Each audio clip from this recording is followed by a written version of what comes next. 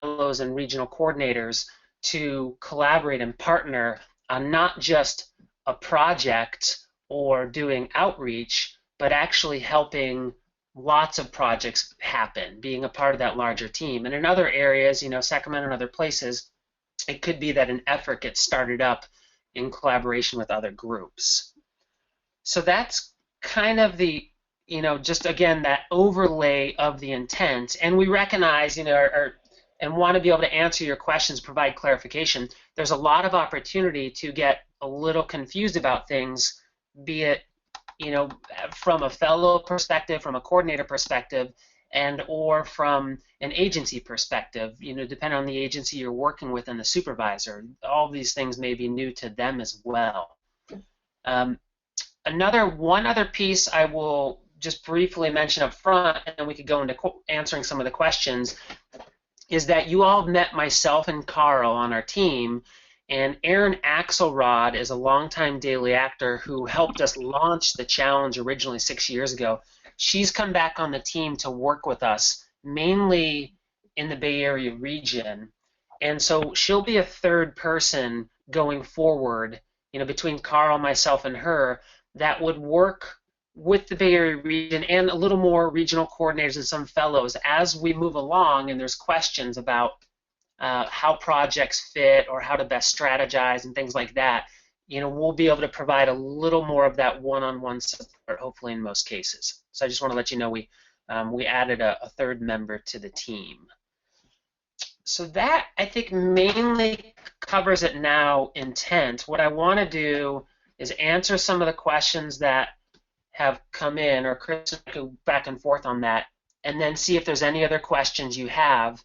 And what's been helpful, I think, in the calls with the coordinators is hearing examples of, well, we're thinking about this project, or we have this, and then it's very easy for us to drop in and sort of strategize about how that fits with the challenge or how to communicate to a certain group locally that may be doing something.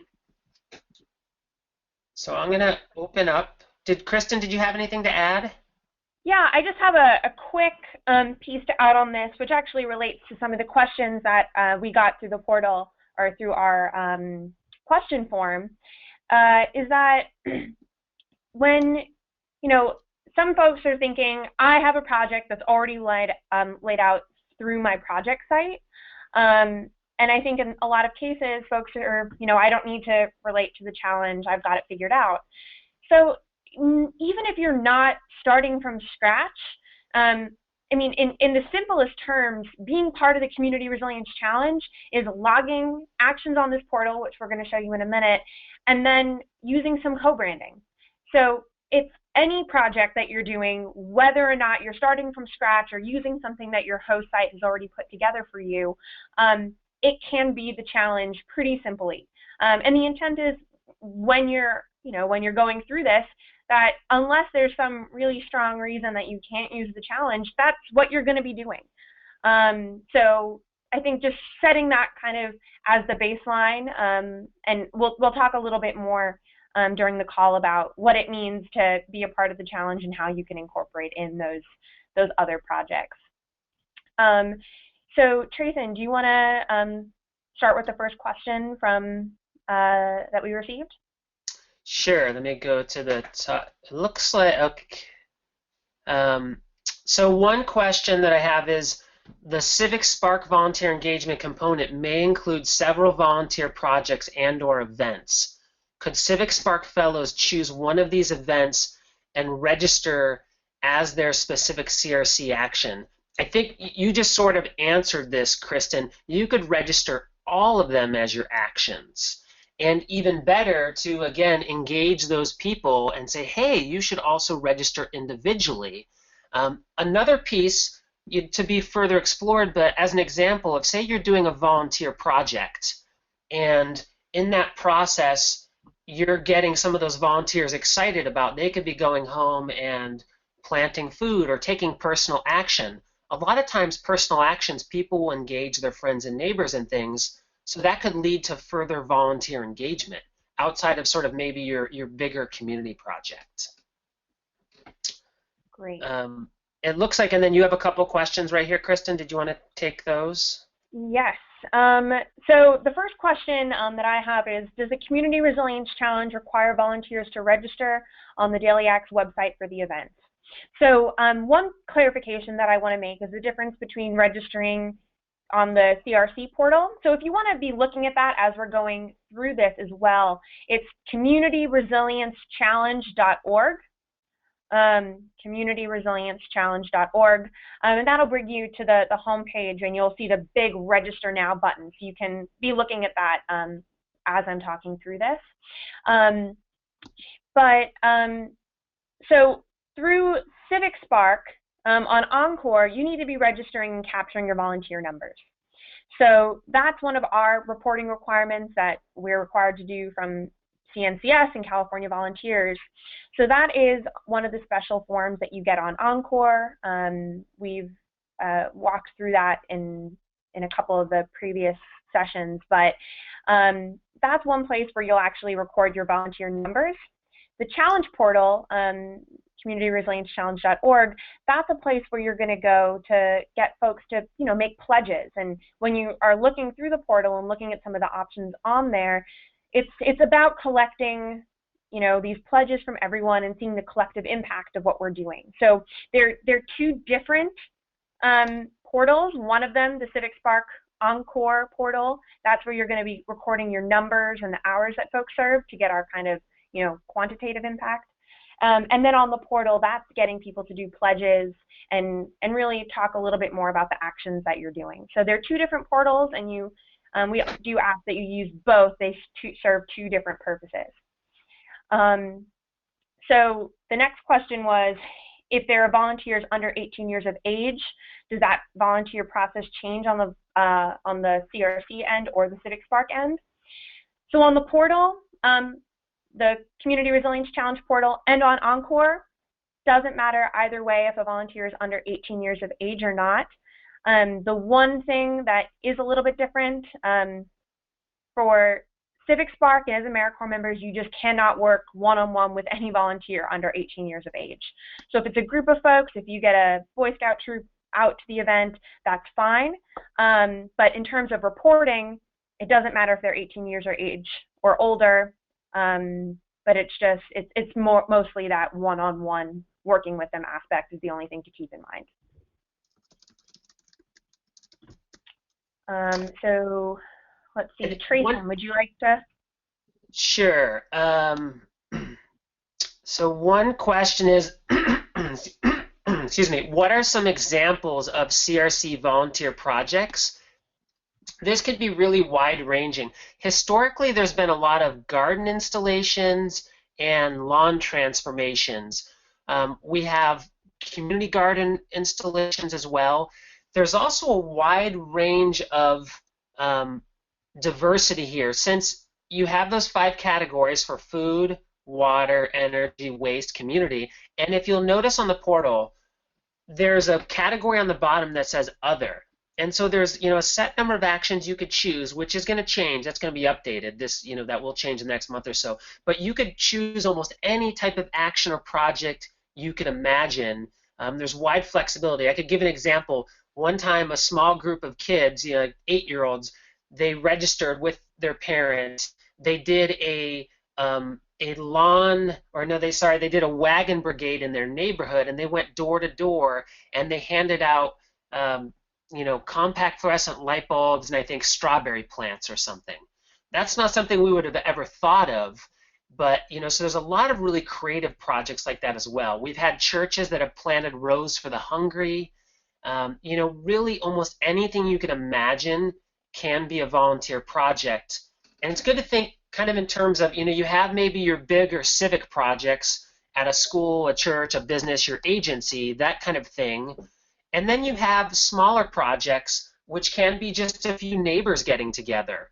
And both of those are great and valid. Actually, a lot of the projects are the smaller ones. We tend to have a small number of big push projects that we go for. But there's really just a wide range. A lot of them have to do with gardens. We've had people do home energy audits.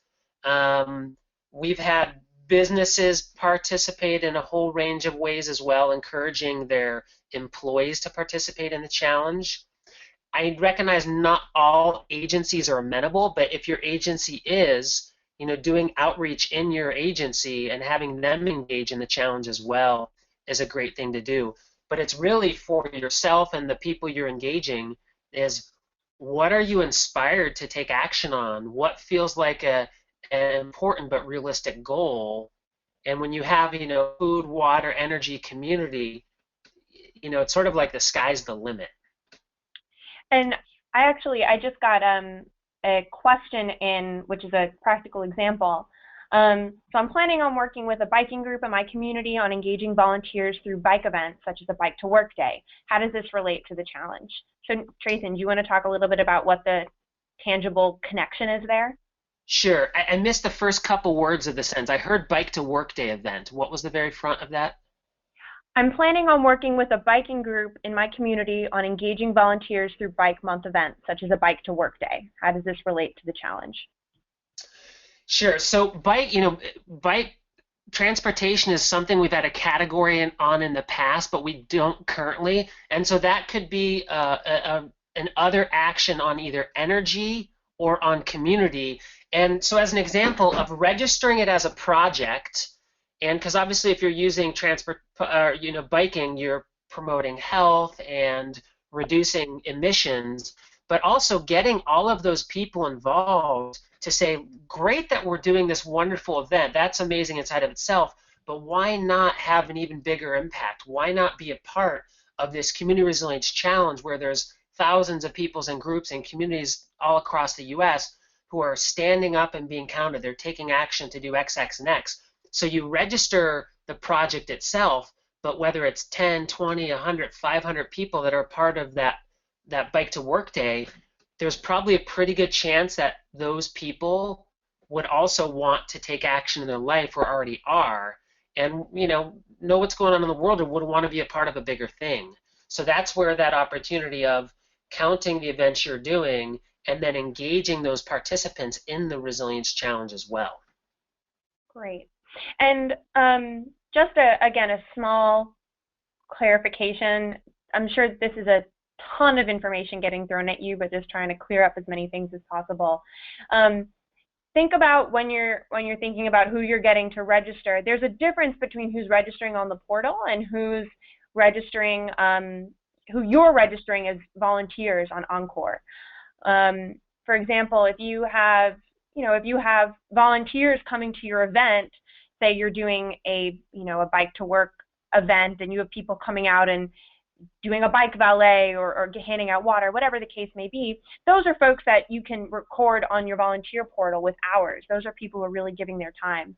But if you're expanding your challenge and getting your office involved, if folks are just registering online on the portal but aren't really, they're not volunteering their time towards the project that you're doing, they can't be captured on the volunteer engagement log on Encore, but they are a good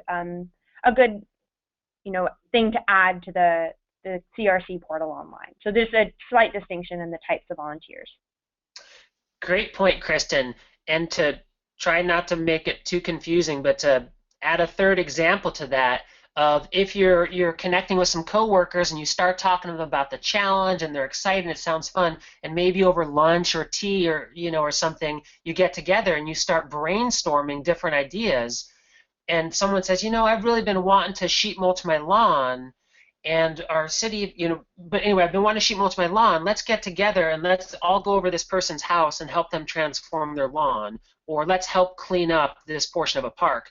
And so it could lead to volunteer engagement opportunities.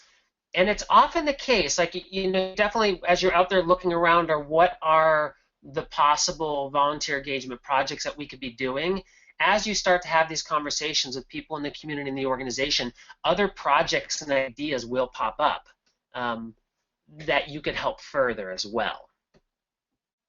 Great. Oh, go ahead. Oh, sorry.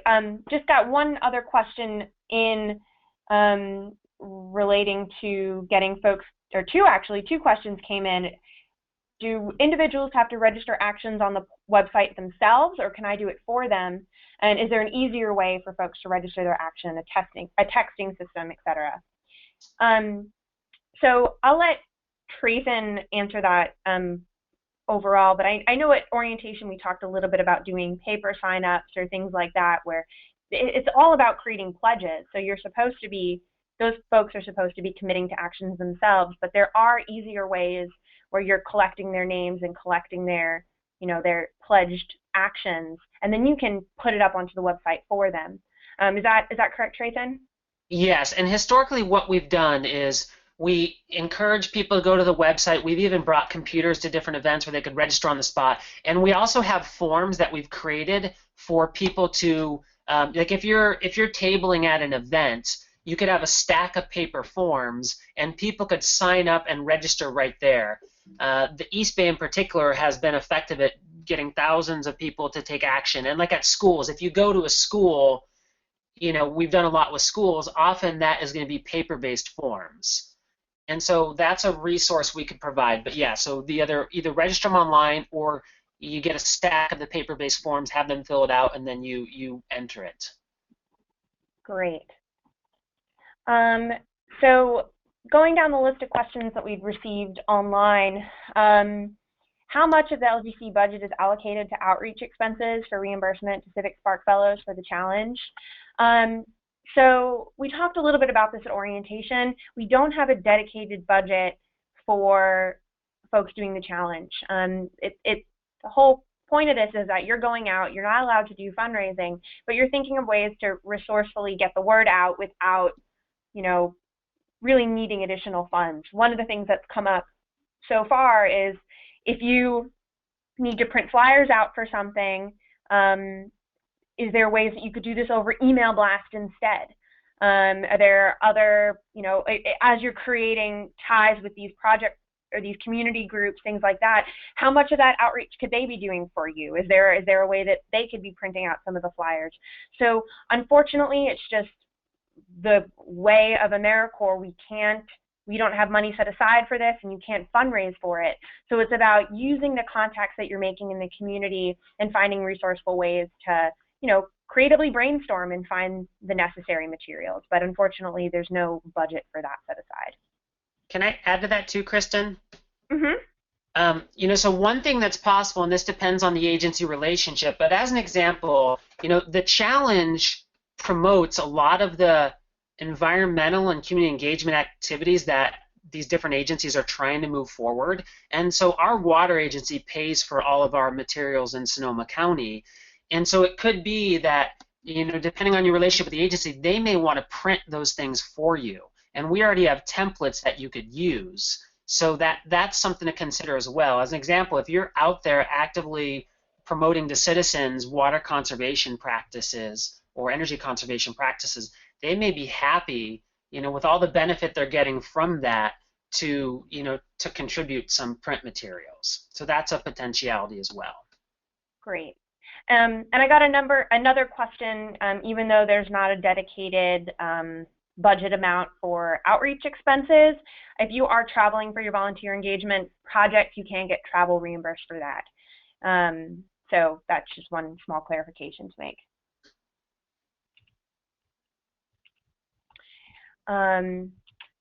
So I will, I can answer another question. Can there be collaboration between project partner organizations and Civic Spark Fellows on the challenge? Yes, definitely. I think one of the things that I want to draw people back to is that your beneficiaries are supposed to have some impact from your volunteer engagement work.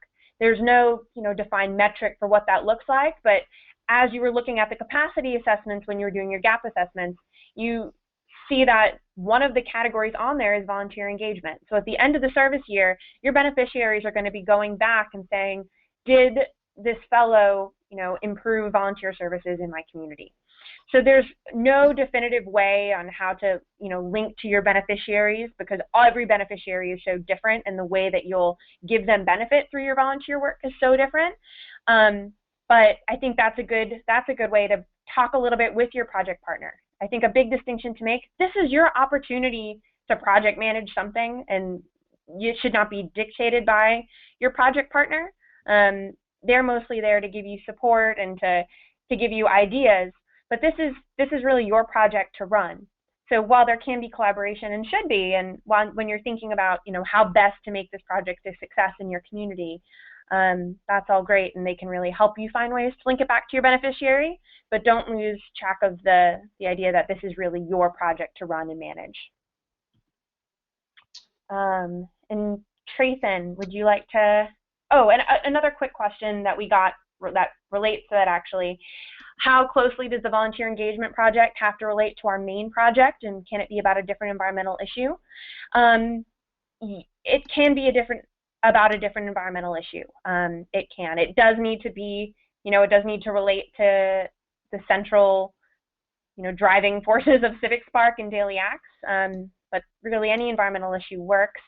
Again, there does need to be some connection so that your beneficiaries are seeing that benefit, but it can definitely be about a different environmental issue. And that's also, again, the write-in option in any of these. Like, almost anything would fit under food, water, energy, waste. Community, if it's purely a volunteer engagement effort that somehow doesn't seem to have a tie-in, that fits under the community bucket. So, you know, because you're building community. So it really, as Kristen's saying it, there's a tie-in. The write-in option gives you a lot of great flexibility. Excellent. So next question, does the CivicSpark volunteer engagement component have to take place in the month of May, same month as CRC? There, you know, the challenge is really from March to May. That's where more the focused energy is, but you don't even have to fit into that time frame. As an example, say you're getting together, and this may vary a little bit from your CivicSpark rules, but it could be that you're planning an event or an activity in that period of time, but it's not actually happening till June or July. If you're working on it and you're registering that intent, that is good enough from the CRC perspective. If you're moving some portion of it forward, but other portions can be done outside of the period, we certainly want to have as many of the activities happen as possible in March through May, but it's not a requirement. That's just when you're registering the intent. And we do want, you know, within realistic or within, you know, the summer, say, that the action or activity does happen. Great. And so tie-ins with, you know, with Earth Day, things like that. Following up on what Kristen said earlier, collaboration is at the core of this. Like, it's not just about creating something new. It's about looking from that ecosystem perspective at how we all fit together as a whole to build resilience. And so you want to have the agencies and other organizations and businesses and that where you can bought in. And that's why the challenge is designed to have those broad buckets with specific actions, but it's really to make it as inclusive as possible. So looking for not having to reinvent the wheel with like Earth Day events and all sorts of other activities other organizations may be doing where you can lend support and make it bigger or better while, you know, finding a leadership piece in it for yourself. Like, those are all great ways to tie in the challenge. Great. Excellent. Thanks again, everyone, for continuing to send in those questions over the webinar. Got a couple of clarifying questions. The first is CRC intended to benefit our project partner or our beneficiaries? Your beneficiaries is the main entity that you need to tie back to, because they're the folks who are really going to be looking and talking about the volunteer engagement work when they do their post-assessment survey at the end of the year. So your beneficiaries is who you should be tying back to. But again, your project partner can be a good person to talk to when you're coming up with your project idea. And then another question came in about logging hours on Encore. If your volunteers are working remotely until the main event, how do you log those hours on Encore? So if your volunteer is working remotely, you should be keeping in pretty constant contact with them so that you know when they're working and can actually talk about the work that they're doing during that time, even if they're not working with you directly. But you need to keep a log of the hours that they're serving, and you can still put that up on Encore, but just be able to support that and back that up and know how many hours they're working. But it's fine to log those hours anyway if they're really contributing to your project. You're going to have, you're going to have volunteers that are going to be working from another office, so that's expected. And if you're working with anyone else on your volunteer engagement project, make sure that you're not duplicating your volunteer lots. You've already had that happen a couple of times where two folks logged at the same time for the same volunteers. So just make sure that you're not duplicating things. You only want one record of every volunteer hour served.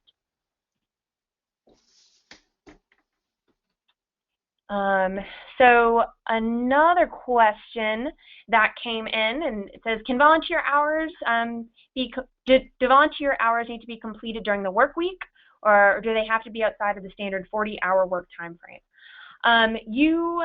They can be completed during the work week. They don't need to be, just on evenings or on weekends.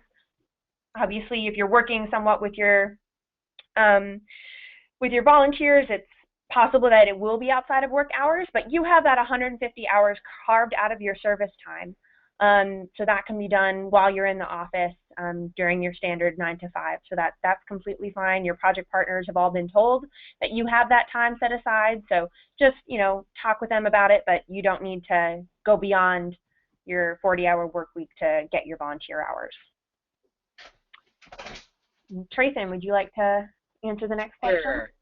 So next question is, can DailyX do anything to promote the events we organize? Was it? In the areas that we're already. Yeah, so a couple answers to that. In the areas we're already working in Sonoma County and the Greater Bay Area, which is pretty wide, that's an easy yes. And we're also exploring, through the website for the Resilience Challenge, and Carl could chime in here, of being able to promote different great projects, even if it's outside of those areas, because people anywhere in the U.S. or even beyond are registering actions through communityresilienchallenge.org. And so, question for Carl, is it possible to have, some sort of space on the website to promote those events?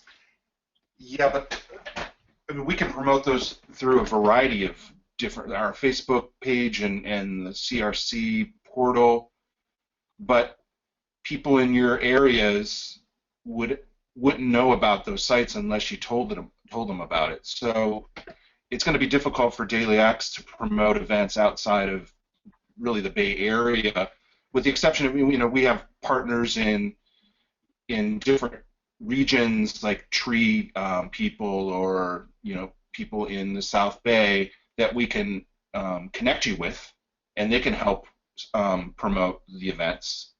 Yeah, I think the best thing to do, the more tuned in we are as your projects are merging, to be a support partner for thinking through how it ties in with the challenge, or how to effectively engage people, or how to promote it, letting us know what projects you're coming up with. And if you have, I think that's the easiest way, because we know people and networks, organizations all over the place. And so some things we could obviously do, as Carl mentioned, in the Bay Area, Sonoma County, certain places, and other areas it could be case by case, where we'd say, oh, here's this great organization or network in your community or in your region. You should reach out to them. So I'd say just let us know if that's something you're looking for, and we could do it case by case. Great. Got another question in, clarifying question about volunteer reporting. Do the volunteers that for Encore reporting, do they have to be volunteers you bring onto a project yourself, or can they be other partners or fellow project managers? The whole purpose of the volunteer engagement portal are folks that you're bringing in to the project, and folks that are volunteering their time. But I mean, if some of your coworkers come out on the weekends and they're not getting paid for that event, they can be logged, even though there are other folks that you're working with in your office. If they're donating their time to work on your volunteer engagement project, that's where you're logging those hours. So if you are, if you're meeting with a community group and you have a committee of people that's going to be the planning committee for your event. All of those people are giving their time to helping you. They're volunteering their time. So those are the folks that you, excuse me, can report on the portal, folks that you're actually bringing in yourself. And also too, again, from previous comments, building on that, of looking at, as if you're excited about the challenge and you start talking with people about it, and kind of, it's a practice honing your shtick of how you articulate it, and they start getting interested and excited. Again, maybe you set a time where you put a notice on the bulletin board or send an email out and say, hey, let's get together for tea or lunch and talk about this. People are taking action. They want to take action, and there's an infinite array of small actions and projects that want to emerge. And a lot of times people will want to have a couple other people come and connect and do things with them. And so it could be, you could, in your organization, you could have a small handful of people that are getting together from even within your work, and they're meeting every few weeks or whatever and brainstorming different projects ideas, and you all decide to focus on helping one out. Or maybe you do a series of them. You say, okay, there's 4 or 5 of us, and Susan wants to do a little lawn transformation, and John wants to do this, and Natalia wants to do that, and you could go around and help each other out at different projects. So there's a whole lot of creative ways that volunteers could be engaged in this process beyond sort of what you might think of as sort of a typical big project. Mm-hmm. Last question, working for Conservation Corps, I'm used to making long-term progress through restoration and conservation projects, but how can I feel like I'm enacting change if I'm only volunteering for a day? This is a great question, and it often fits under a sort of frame or lens of broad versus deep. And I tend to be a both-and person. We do want those deeper long-term projects, but also if you're doing that one-time thing, though it's in a larger context, in that community, in the Resilience Challenge, it doesn't have to be the project per se that's about affecting longer-term change. And this, again, goes back to this collaboration and having these things tied through the challenge. This is something that's been growing for 6 years, building and building and building, not in one community, but in a lot of communities. So there's sort of the deep impact from a project level, and then there's broad but deeper impact from a community organizing, a movement building perspective. And so what we want you all to feel a part of, and the people you engage, is people know there's a lot of issues in the world and it feels overwhelming and our actions feel too small, but small groups have the ability to change the world. And when small groups connect with other small groups and you really start affecting more holistic change, it has a lot of power. And so it's really, one of our core mantras of the challenge is stand up and be counted. Your small thing alone may not make a huge difference, but your small thing in concert with thousands and thousands of other small things and groups who are doing this regularly and bringing in schools and churches and businesses and agencies is enormously powerful. So, I think carrying that lens, and also potentially, maybe you look for a project. You could, another example of like, instead of just volunteering on one day for one project, maybe there's an organization or an agency in your community and they have a thing that they're doing each year that's something that you could help build that does have momentum. It's an annual Bike to Work Day or whatever it is. So it could be that you also, if that gives you deeper satisfaction, to target projects that either have an extended life or have that potential. Okay, great. Lot of more questions coming in. Awesome. So another question on that 150 hours cap. So that 150 hours that you have set aside for volunteer engagement is your personal time spent on that project. So those are the hours that you're logging. So would it be 30 volunteers working for 5 hours each? No, that's just the time that you're spending working on the project. All the other volunteer hours will be logged on the portal. And a couple of folks I think are, confused about what these volunteer hours mean and why we're going for them. As a program, we have some targets that we need to be hitting on volunteer hours. So as a program, we need to recruit 65 volunteers for ongoing activities. So these are people who are coming out multiple times to support your volunteer engagement efforts. And those volunteers, they need to give 972 total hours to CivicSpark for their volunteer work. We also need to recruit 173 volunteers for one-time activities. So those are folks who are just coming out the day of events to set up booths and give out water, whatever the case may be. And those 173 volunteers need to give a total of 345 volunteer hours for CivicSpark. So those are the targets that we're trying to hit as a program. So that's outside of that 150 hours. But that's just not every fellow needs to hit that. That's what we all need to hit as a group. Another question. I was wondering if I can log pledges to be idle-free as volunteer hours. So again, if we have folks who are just pledging to do different things, we can't log that as volunteer time, because I think as you're starting to realize, everything with AmeriCorps needs to have something to back it up. So we don't know how many hours that folks are spending being idle-free. That's not really something that we can quantitatively capture. So folks who are just filling out the Community Resilience Challenge portal or filling out your own personal pledge form, we can't capture them as volunteers unless they're giving time to helping out with the project. Simple pledges can't be captured. So let's see. Should we let our beneficiaries know about the challenge and encourage them to participate or promote it? Definitely. I think that would be really great. And I think that really, if you're trying to give benefit to your beneficiaries doing this work, it's really great for them to know about it. And then if they're promoting it, that's another great way for you to get someone else to do some of that work, and you don't have to use budget or anything like that to promote the event. So whenever possible, bring your beneficiaries into the fold. It's a great thing to know. Do your volunteer hours include your planning your volunteer project or just carrying it out? So both.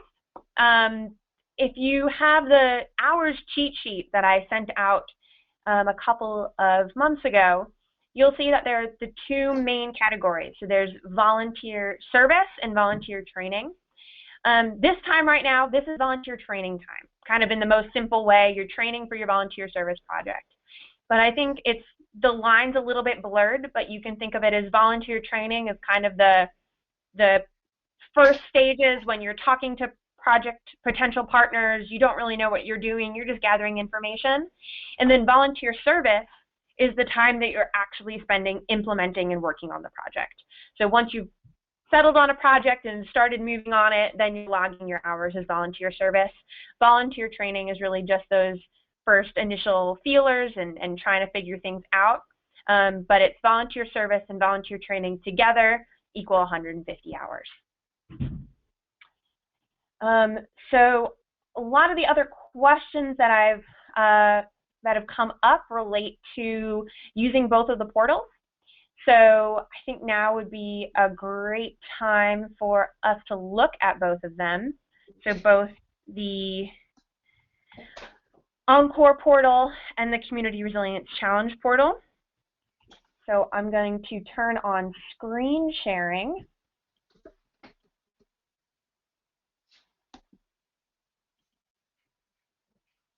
All right. Can folks see my screen? I can just have Tracy and Carl. Can you see my screen? Yeah. Let's see Encore reports right now. Perfect. Great. Oh, thank you, everyone. So on Encore, so this is the fellow view. If you go to reporting, submit reports, volunteer mobilization. So this is the volunteer log. So every time you want to go and report your volunteer hours, you're going to go to add a new volunteer mobilization. And this is the view that you're going to see. So event name, it's, is it a planning meeting or is it your actual event? duration. Is it ongoing or is it one time? So this is that, is it, are folks just coming out to do the one-time event, or are they coming back and really being part of your committee? Whenever you have a group of volunteers, some of them are ongoing, some of them are one time, you need to log them in 2 separate logs. The reporting period is roughly where are you in the service year. So you put your number of volunteers here and the number of volunteers hours served here. This number of hours served, that's the length of the event. That's not the total number of hours. So, for example, if you have 5 volunteers serving for 3 hours each, you don't put 15 in that box. This will automatically calculate the total for you. And the narrative text, what were these volunteers actually doing for you? And then if you have any of these volunteers falling into these categories, you'll put that there. You'll list your impact area over here on the side, and then your date, and you'll submit it. So if you do have an ongoing volunteer, for example, you don't need to log a different log for every single time they come out and help you at an event. All you need to do is you need to keep track of the total number of hours they serve, and then you'll put them in at the end once they've served all their hours. So this is the CivicSpark need. This is where you're going to log the time for the volunteers who've actually come out and served and helped out your project. So if anybody has additional questions about the volunteer log or what that looks like, just shoot me an email and I'd be more than happy to walk you through it. But again, that's reporting, submit reports, volunteer mobilization on OnCore. So the next portal we'll look at is the Community Resilience Challenge portal. And this is where you're going to be logging your actions and getting your volunteers to log their actions. So click on the big Register Now button. And I'll have Trayson or Carl talk through this a little bit. And if you can, in particular, talk about the difference between logging a project on the website and logging, just having your volunteers log their individual actions. Yeah, sure. It's pretty self-explanatory. I mean, we're asking for some contact information and addresses, and that's so things show up on a map. And Kristen will show you that in a second, what that looks like. But then the power of that is really starting to show the collective impact that all these actions, even the small ones, they add up, and the pins on the map, it's a really powerful way of demonstrating that. But if you scroll down, it's broken up in those 5 buckets of save water, grow food, reduce waste, or conserve energy, reduce waste, and build community. These list of actions kind of changes every year, and in the next week or so we'll be resetting these. So don't get too attached to them. But if you scroll up, Kristen, there was an area where people can, if you have a larger project, so you're going to have well, scroll down. Sorry, where is it? Is it the group? Yeah, group. Can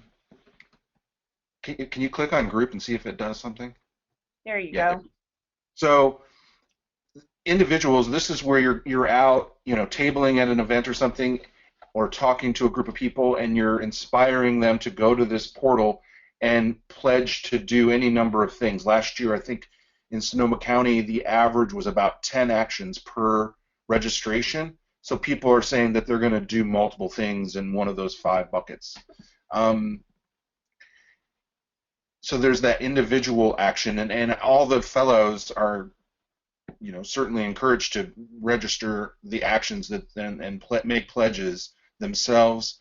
They can go to the agency and ask that everyone in the agency that they're working with do this. Their beneficiary, their mom, their dad, their aunt, their uncle, their brother, their sister. So that's the individual, and then you might have one or more group projects, and this is just a place to capture that information. If you have a group name, if you got creative, and then a description of the project. And what this allows us to do is start to mine the data that we collect and look for some really, juicy stories that we can tell. You're going to be reporting those through your regional coordinators and such, and through Kristen, we'll all kind of have a pulse on what's going on over the next couple months, but those really cool projects that evolve will get captured here, and this is just one place, just a quick description of the project, so we can come get back to you about getting more information, collecting photos and videos, and all that kind of thing. Does it have the bonus action still? Okay. If she clicks on daily acts. Yeah. Okay. Go ahead. That's probably going to change. Okay. Would you want to? So, and then this last bit is just this is probably the part that's going to change the most, because as we're growing, your beneficiaries of people that you're reaching out to might not associate you with CivicSpark. So this is probably going to be broken up more by region, and that'll make more sense for people. So instead of organization, it'll probably be broken out by region, but this just allows us now to do reporting on the back end for each individual region or group. And so last year, these are the groups that we partnered with. Obviously, we didn't partner with CivicSpark. I added that as an example. Right. And that's it. So then once you enter and register, Kristen, can you bring up the maps? Yes, hold on. I'm going to turn off screen sharing 1 second to dig.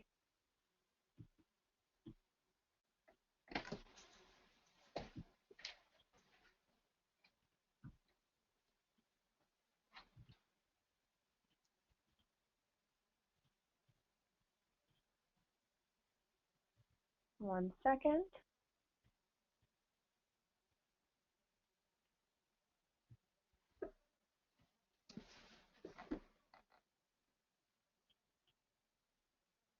Do you need the URL? It's loading. Oh, okay. Here we go.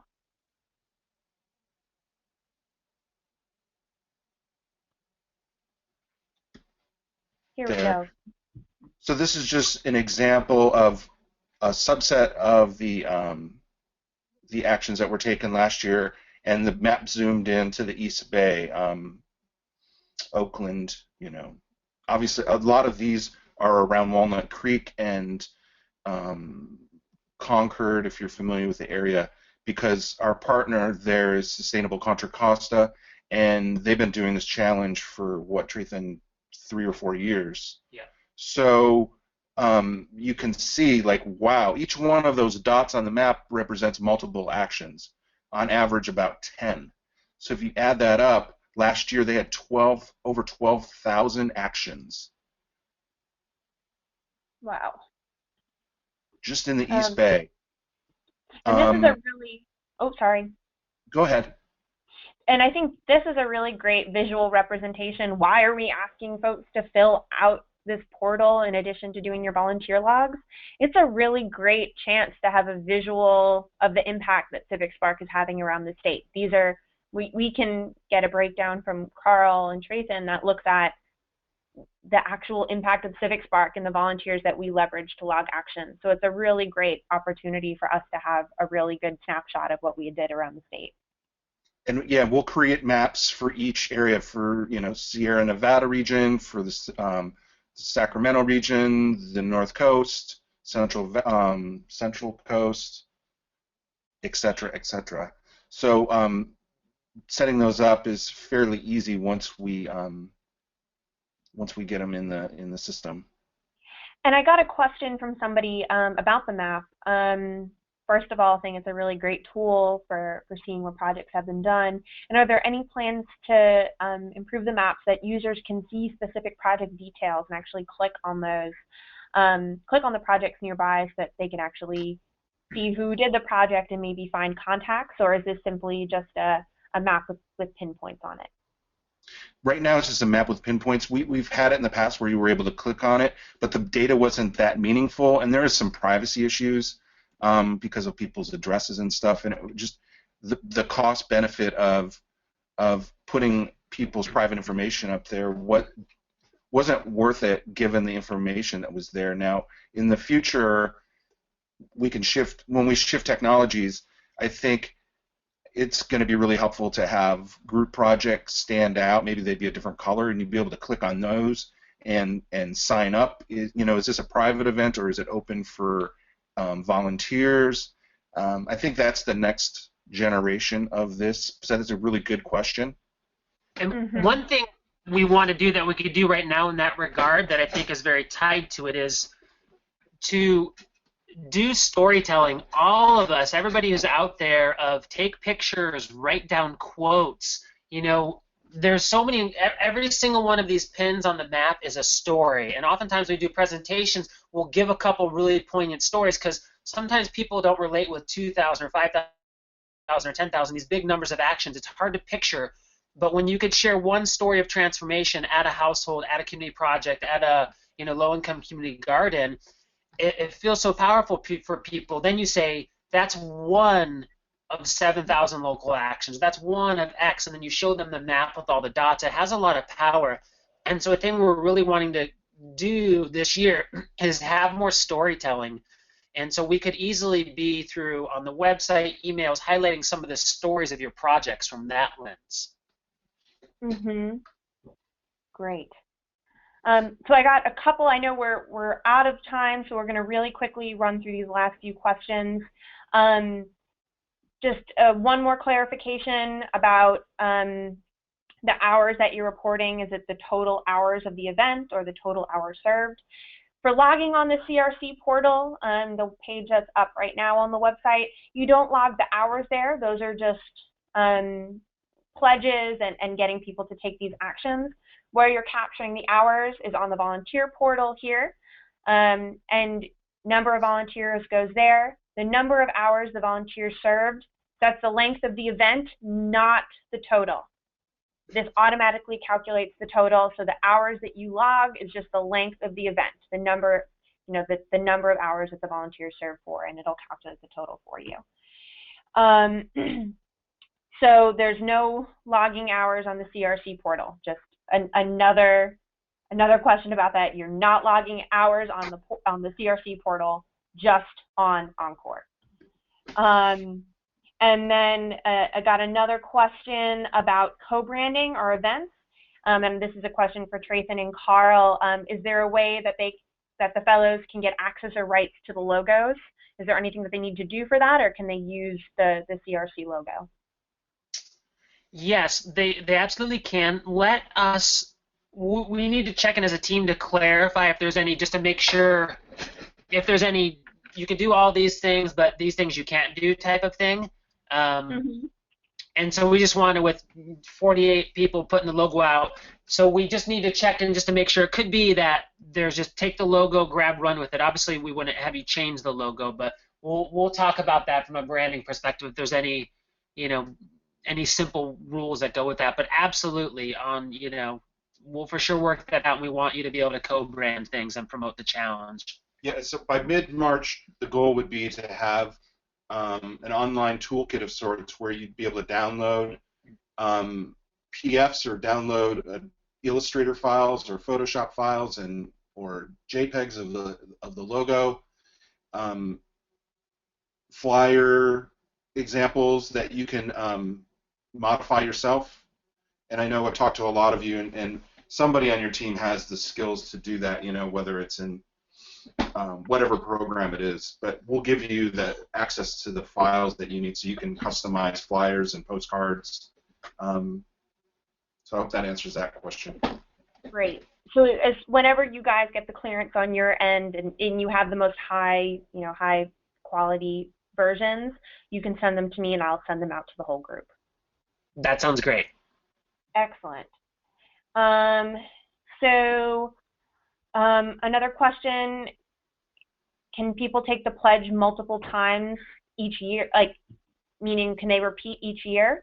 And it sounds like from Carl and Trace, and again, correct me if I'm wrong, the platform changes and there are different options every year. So if you had folks in Walnut Creek, for example, who pledged last year, they can pledge again this year. It's just there are different actions that they can take, so it's okay for them to repledge. Yes, it's loosely, loosely structured that way. The intent is that so as an example, it's not automatic that you're going to plant a garden each year. And so that's something you have to consciously choose to do. It's like, I'm going to grow some of my own food this year. I'm going to plant a garden. So that's an easy one that you could register as many times as you want. There are other things you may only do once. You could register. The website will not stop you from registering as many times as you want. The intent is to have people to recommit and up their commitment. Even myself, I've been doing this forever and doing the challenge for the 6 years. And last year, I found a whole ton of actions that I still had yet to do, or some that I would need to re-up. I was going to recommit. Okay, I'm going to start using my laundry line again, or whatever it is. Great. And the last 2 questions, and then we'll let everyone go. Sorry that this took so long, but thank you so much for sending in so many great questions. The time that you're filling out the volunteer mobilization form, would that count as service volunteer hours? Typically, if you're filling out the volunteer form and it relates to your project, that can count as service volunteer time. All other, when you're thinking about administrative work, that's all your service hours. So, yes, filling out the volunteer mobilization form, that does count as service volunteer time.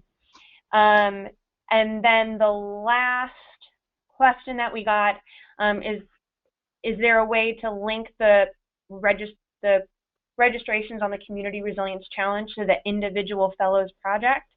I don't believe that that's the case. I think it's just linked to Civic Spark and the regions overall.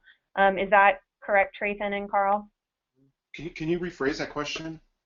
Is there any way so that the fellows can see the number of pledges, the number of registered actions that relate to their project specifically?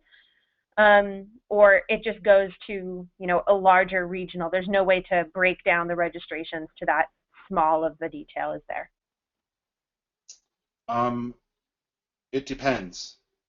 We still have to decide how we're going to organize that section, the referring partner section of the registration page.